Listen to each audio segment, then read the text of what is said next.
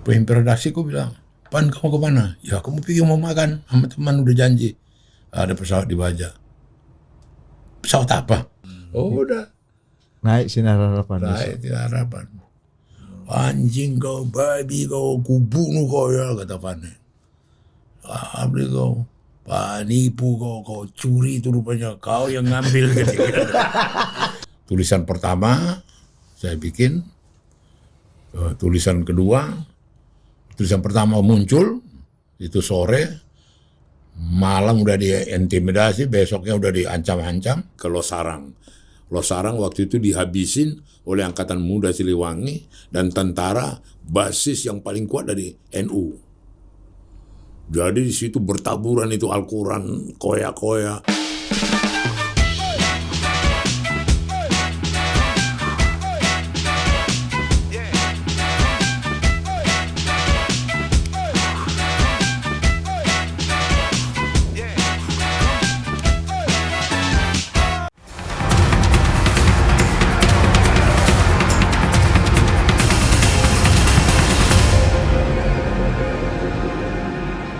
Ada pesawat Garuda yang terbang dari Jakarta, Palembang, Medan. Gitu loh. Ada warga negara Amerika, ada 2 di dalam, ada orang Belanda 1, ada Jepang dalam penumpang itu. Begitu dia lepas dari Palembang, dibajak. Gitu loh. Dibajak,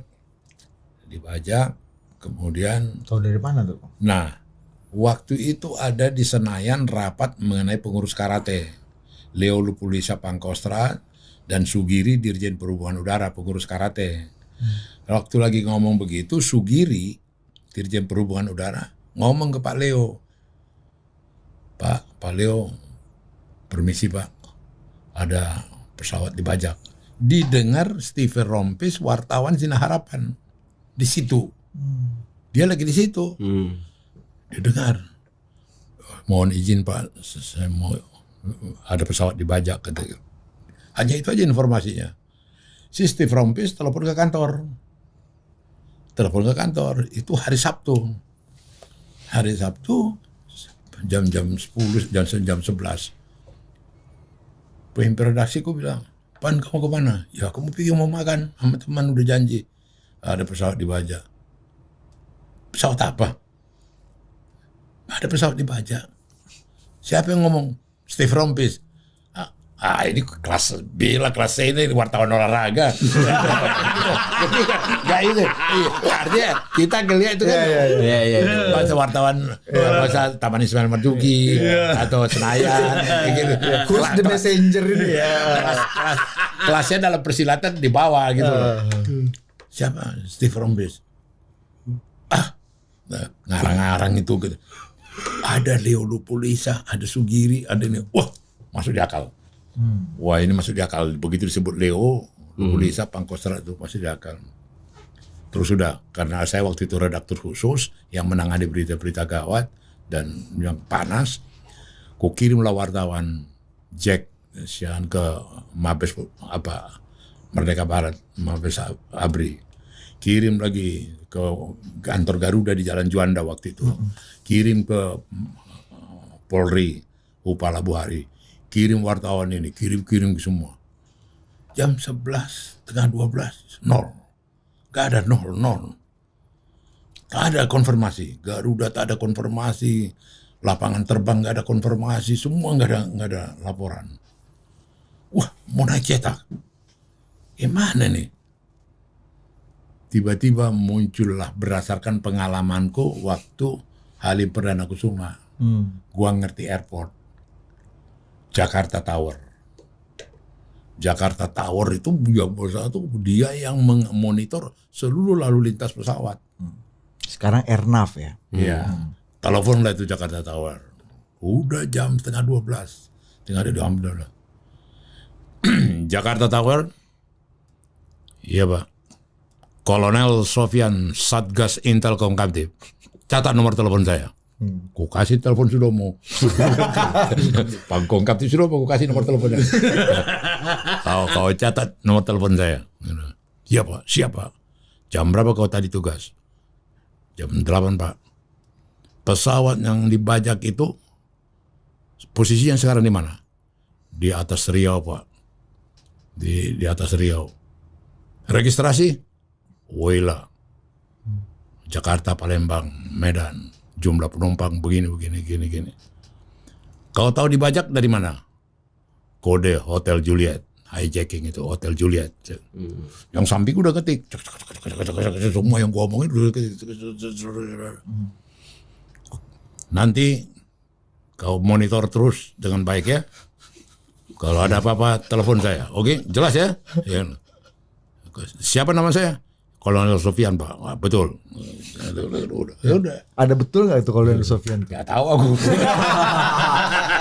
Ada tiba-tiba aja itu nama Kolonel Sofian muncul.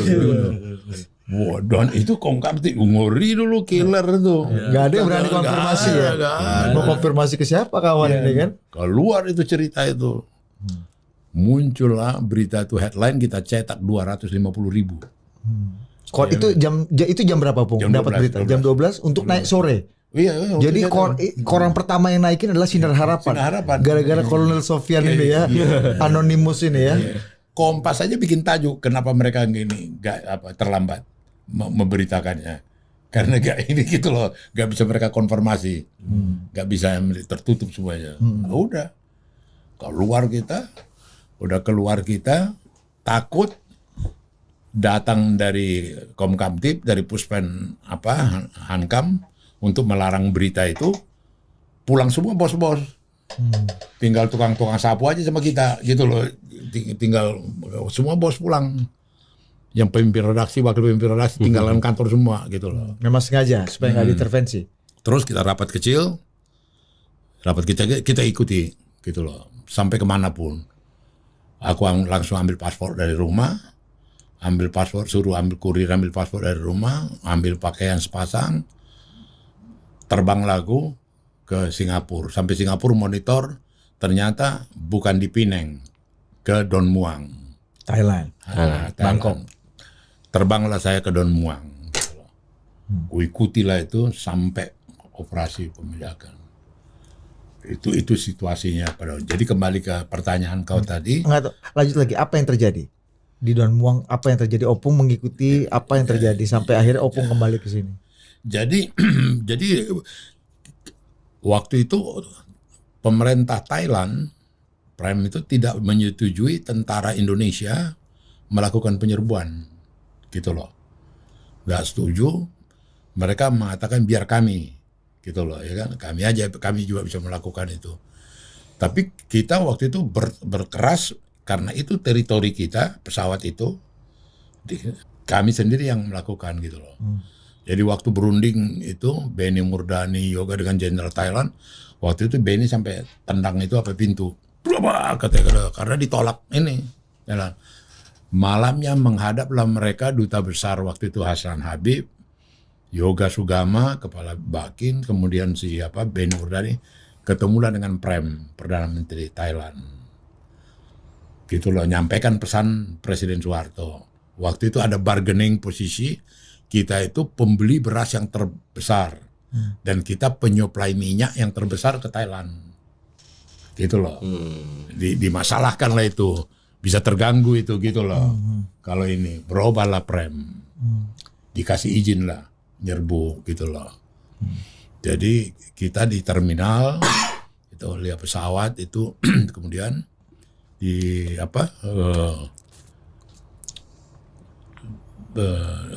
dari orang, kalau kuliah orang-orang kedutaan Amerika juga ada dari CIA itu, mereka juga bisa memonitor, ada alatnya seperti kecil seperti itu memonitor kalau ada bergerak itu, ada benda besi bergerak gitu loh, pistol atau granat itu kelihatan tuh, mereka monitor segala macam gitu loh.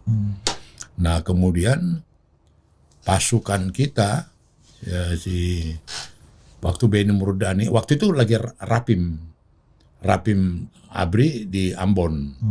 Mampir dia di Makassar karena grup anti teror itu lagi di Makassar, yang Sintong Panjaitan. Lagi di Makassar. Terbangkanlah mereka. Jadi waktu pesawat DC-9 itu pesawat yang karakteristiknya bisa dibuka dari luar. Yang pantatnya bisa dicongkel, yang samping-sampingnya bisa dicongkel gitu loh. Didatangkanlah pesawat yang serupa ke Don Muang, dipakailah itu sama Kopassus itu latihan sambil nunggu penyerbuan gitu loh. Jadi latihan sambil nunggu penyerbuan gitu loh. Jadi waktu itu lagi di kafe itu, aku dengan Benny, terus ada Teddy Rusdi, ada dari ini, dari Sintong, kita lagi ngopi-ngopi itu, terus laporlah Subagio HS. Ya, terus datang, udah teruskan latihan, kata Benny. Teruskan latihan, kita ngobrol. Nah, begitu jago juga lah penyerbuan yang terakhir, hari penyerbuannya, itu dari yang dikatakan last supper. Dikasih makanan yang sudah diapain obat tidur. Jadi udah dikasih obat tidur, maka reaksi penyerbuan itu sama penumpang nggak ini. Kalau tidak akan banyak mati penumpang itu gitu loh. Semua mereka tertidur gitu loh. Senyap mereka waktu diserbu, ya kan? Dan itu anti teror kita, pasukan anti teror kita itu dalam waktu nggak sampai 4 menit, 5 menit, gitu loh. Tapi nggak ada korban tuh, Bung? Apanya? Korban dari penumpang? Penumpang nggak ada. Pilotnya mati. Jadi kalau si Kirang itu dia dari ujung, dari pantatnya itu masuk. Begitu langsung di door dia. Terus pilotnya dia itu juga langsung di door pilotnya, Kirang. Kepalanya langsung ini gitu loh. Itu aja. Jadi kita lihat sendiri tuh kayak film itu. Terus Benny datang, kelihatan jalan dia udah selesai. Hanya 5 menit lah. Langsung bisa diselesaikan. Dan penumpang tidak huru-hara, tidak panik segala macam karena memang udah dikasih kasih obat tidur. Udah slow ya. Nah, udah obat tidur. Tapi hebat lah kita punya itu pasukan anti teror kita tuh hebat lah. Dulu pernah dapat cerita ini juga, katanya sampai ngelihat cara penyandra itu megang senjata gitu, sampai merhatikan hal sedetail gitu untuk dan aku baca di bukunya Opung cara Jenderal Yoga mengulur waktu sampai itu menarik juga Pung. Itu buying time itu. Jadi aku bilang hebat juga nih. Jadi gini, mereka minta supaya yang ditahan di Cicendo, peristiwa Cicendo, ditahan di Lampung, ditahan ini dibebaskan. Jadi oke, kita akan bebaskan. Sebut namanya siapa? Syarifuddin. Syarifuddin pakai Y atau pakai R? Pakai A, digitu-gituin. Nama lengkap. Jangan nanti Syarifuddin lain yang dibebasin gitu loh. Oke. Dan masuk akal ya. Ahmad C, KH atau apa gitu. Begitu-gitu, hanya itu buying time. Gitu loh. Begitu. Wih, gila juga jenderal dipaten juga dulu. Dipersoalkan gitu. Saiful itu Y biasa atau ini untuk apa gitu loh. Itu habis setengah hari itu Bung. Wah iya, gitu. Kami harus membantu supaya teman-teman kalian itu betul-betul jangan salah lepaskan. Enggak, yang bukan ini ketika. Begitu untuk buying time. Daya yang mereka minta itu selain temannya dilepasin apa, Bung? Oh, minta banyak uang. Minta uang waktu berapa ratus juta. Sekarang hari Minggu mana ada bank yang buka. Gitu kan. Jadi kasihlah nomor rekeningnya. Kemana kita kirim gitu loh kan. Akhirnya udah bicarain besok lagi gitu loh. Oke, kasih tahu kemana uang itu dibawa. Gitu-gituin. Sambil waktu buying time betul-betul di ini mereka. Saya yang ngeri waktu itu kalau memang ini jagoan profesional pembajak ini, mereka minta bebaskan. Kalau tidak dibebaskan, langsung di pintu pesawat. Dieksekusi ya. Datang nggak kemari? Siapa? Yoga Sugama atau siapa? Kalau datang, kalau itu ngeri itu. Iya. Kayak nyampe. Film Hollywood ini ya pokoknya. Nggak nyampe mereka gitu. Pembajaknya nggak nyampe. Akhirnya pembajaknya semua mati atau sebagian. Jadi yang real itu kan mereka 5, 3 mati, 2 masih hidup. Jadi waktu di Don Muang, Yoga Sugama sama Hasanan Habib press konferensi, dia kasih tahu itu, rekaman juga aku ada. Tapi begitu kami nyampe di Jakarta, Benny Murdani minta 5-5-nya mati. Gimana ceritanya? Opung sampai di Jakarta nih. Dengan informasi 5 pembajak, 3 mati, 2 hidup. Nah. Jadi maunya Benny Murdani, dia panggil aku. Dia lagi di apron itu, dia Pak ada mayor dari Kopassus. Bapak Anda ya? Iya. Dipanggil Jenderal Benny katanya. Yuk datang aku.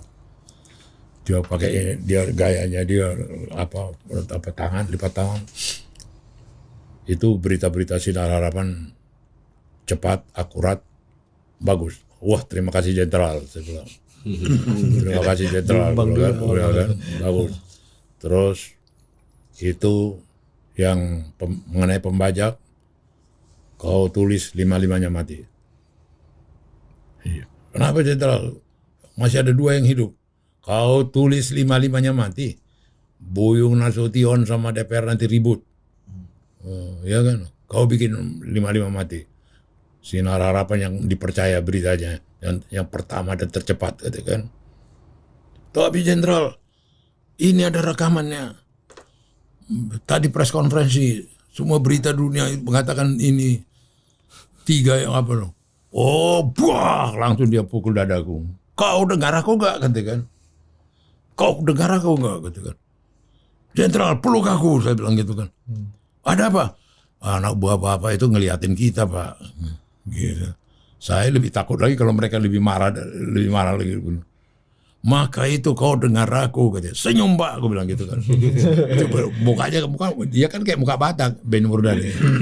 Kayak bersegi-segi juga gitu. Peluk aku, bilang kan. Udah diapain. Senyum, bilang. Kau ada apa ini gitu? Senyum, Pak, gitu. Biar dilihat anak buah Bapak itu. Wow. Maka itu kau dengar aku gitu ya. Sampai di kantor. Tapi senyum dia? Senyum dia. Ya senyumnya sama aja.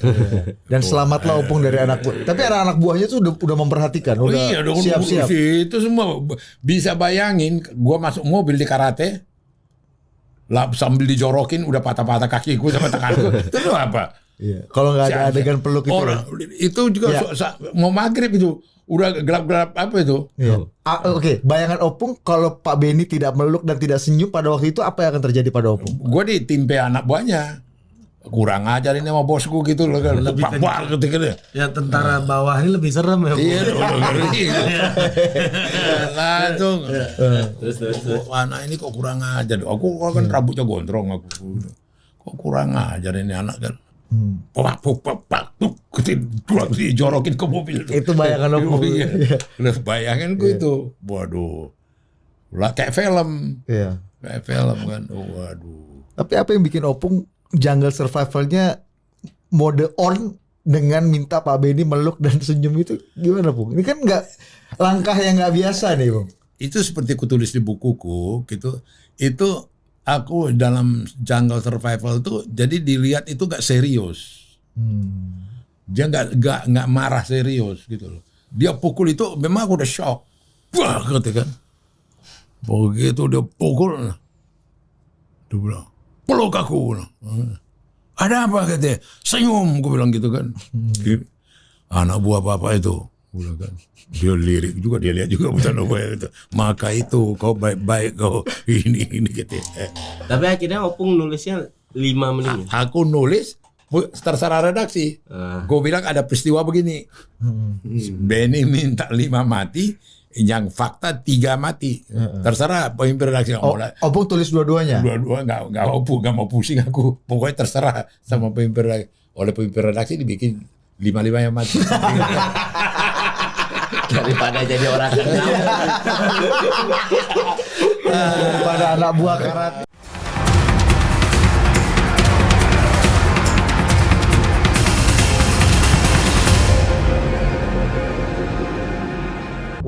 Waktu Fanny Habibie gimana Fanny Habibie? Wah itu dia mau bunuh aku tuh. Fani, adiknya Habibie ini Dirjen Perhubungan Laut, Tampomas tenggelam. Kapal Tampomas. Jadi ya. kita di jalan Angkasa Kemayoran, kantor Pelni di situ poskonya. Aku wawancara dia, wartawan wawancara dia. Orang dia lagi ribut, lagi siapin kertas. Udah kita ngomong di mobil aja kok. Wah, ngomong di mobil aja, interview di mobil maksudnya. Opung kenal baik sama Pak Fani ya. Kenal baik. Dia kasih aku 3 map. Pegang nih, kita ke Cendana gitu kan. Ke tempatnya Presiden Soeharto. Dari Angkasa masuk Gunung Sahari dekat Pasar Baru terus ke arah Patung Tani terus ke Cendana. Dan kulihat kepada Presiden. 1 map lagi Pangkong Kamtip Sudomo. 1 map lagi kepada Menteri Perhubungan Rusmin Nuryadin. Ku ambil lah yang map yang terakhir. Ambil mapnya, lipat, taruh di ini. Sambil bawa mobil dia. Jadi begini kau Tampomas itu dibeli ini begini. Wah cerita dia gini. Masukin ke dalam ini ku. Apa? Ini mau ke Cendana nih, ke Sarangsinga nih. Bukan ke mana-mana nih. Ini ke Cendana. Wah, masuk mobilnya Cendana, parkir, turun. Mobilku aturan ngikut dari belakang, nggak nyampe-nyampe.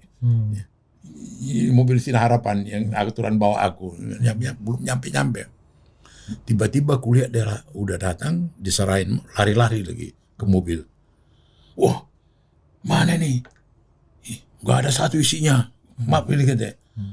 Wah aku lebih galak dari dia loh. Aku Sebelum dia tuduh aku ya. Aku udah curiga dari tadi. Kok itu ajudanmu itu kenapa gak kau bawa tadi? Ngapain dia tuh tadi kok ceroboh betul. Kok gak dia periksa dulu? Datang pas pampres sambil nyenter-nyenter. Wah kau ini gawat juga dia perut gue. Oh dia senter mobil tuh. Wah coba tahu jatuh ya. Dia senter pas pampres ya. Dia, di mana Pak? Ini Pak. Oh tadi aku ditanya duduk di mana? Ya aku di samping supir dong. Bilang kan sambil. Pak Fani nyupir sendiri. Nyupir sendiri. Ini ku agak bengkak juga dikit ini dikit. Di kata. Udah. Tapi aku berperan marah. Gimana? Ya.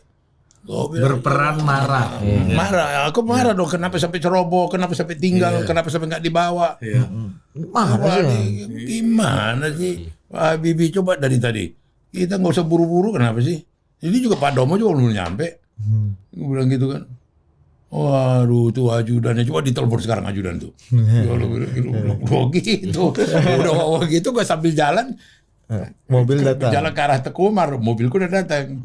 Pas di Menteng bioskop, lampunya kan kuning terang itu. Ku buka, waduh mau berita besar, laporan kepada presiden. Udah. Naik Sinar Harapan. Naik Sinar Harapan. Anjing kau, babi kau, ku bunuh kau ya, kata Fani. Abdi kau, penipu kau curi itu rupanya, kau yang ngambil. Itu semua rakyat berhak mengetahui. Rakyat tak ada rakyat kau bawa rakyat ketika kau awas kau kalau ketemu sama aku, habisin kau kata dia kan. Ya maaf lah, udah salah aku. Peran menyesal habis itu. Terharu lah kan.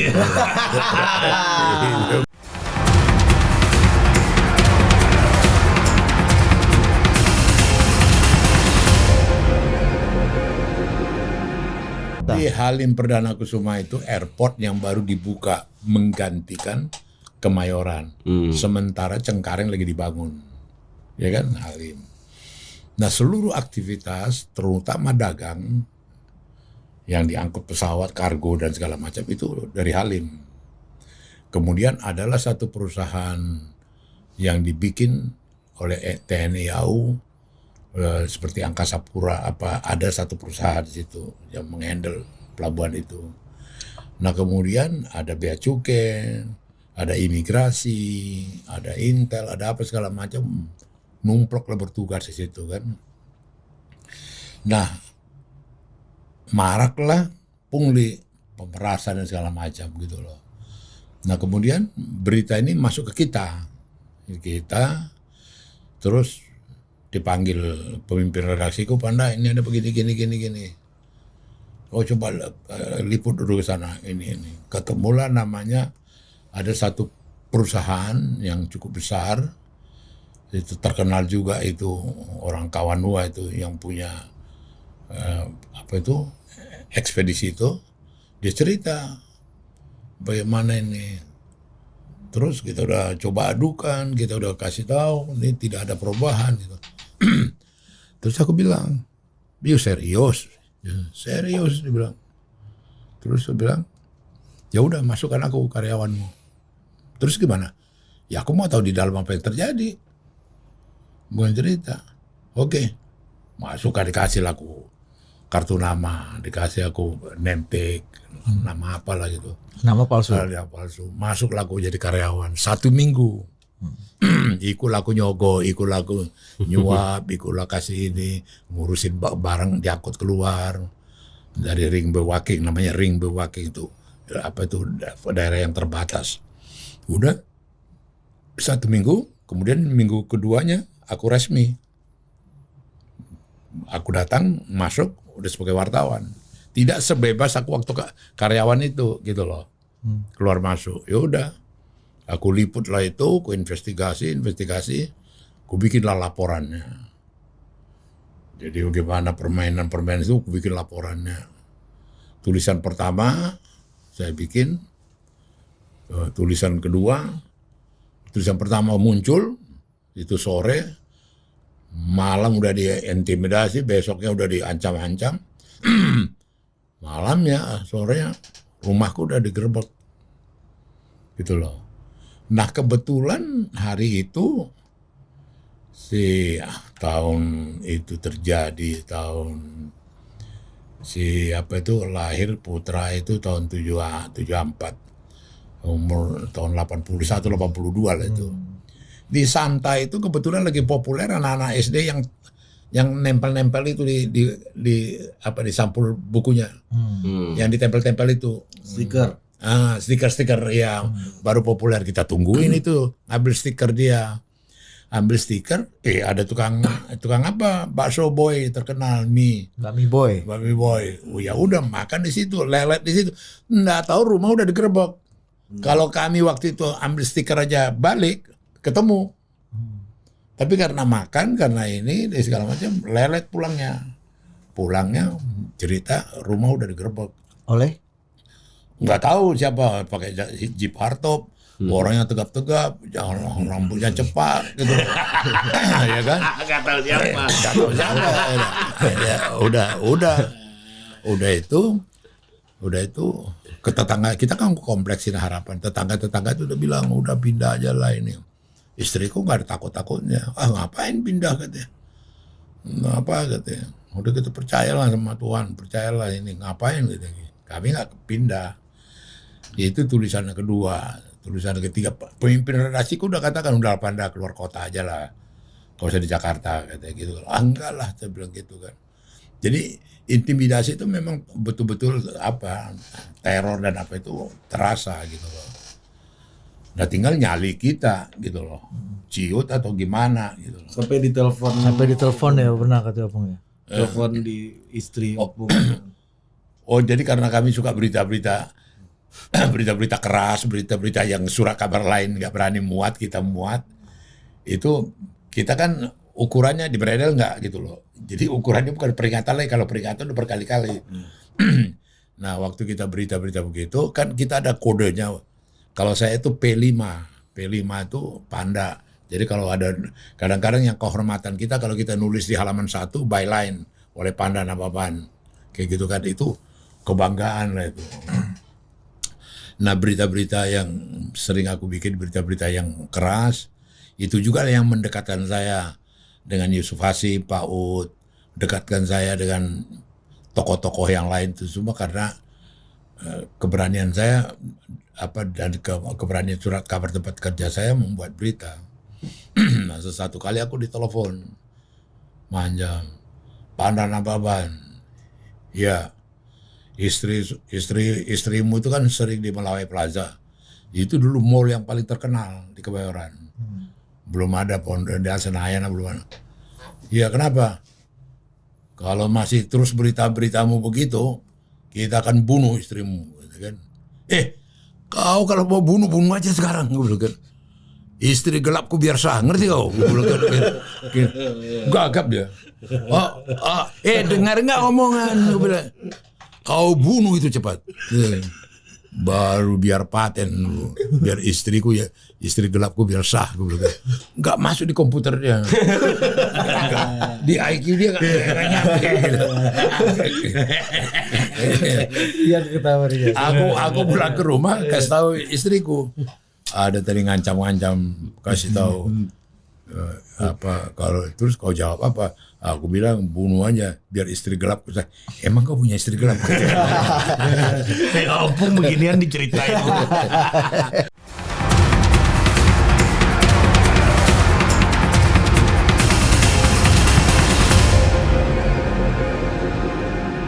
Dalam kaitan itu tahun 71 peristiwa Losarang itu yang saya tulis yang diajak Pak Ud saya Yusuf Hasim ke Losarang. Losarang waktu itu dihabisin oleh Angkatan Muda Siliwangi dan tentara basis yang paling kuat dari NU. Jadi di situ bertaburan itu Al-Quran, koya-koya, bertaburan itu masjid. Dan yang mengagetkan aku, mengagumkan aku, dan itu kutulis dalam laporanku, itu meja makan itu ketahuan ditinggalkan tiba-tiba. Ya, masih rapi. Masih ada nasi, masih ada ini, masih ada sayur, lauk, itu kelihatan tuh.